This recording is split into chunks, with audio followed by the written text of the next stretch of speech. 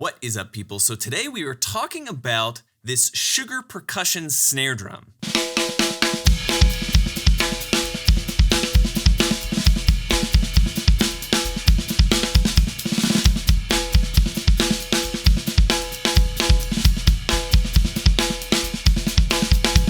Now I'm borrowing this snare. This is not my snare. I'm borrowing it from my friend Neiman. He lent it to me. He was over for trivia. He had this in his car. He was like, hey man, if you want to check it out, you should totally check this snare drum out. It's an amazing snare drum. So I was like, dude, yes, I would love to. So today I just wanted to demo this drum. I do feel like Sugar Percussion's a little bit different than every drum. So today we're gonna demo this drum at a high tuning, a medium tuning, and then like a low, not like super ultra low, but just kind of like a cool low, gushy kind of thing.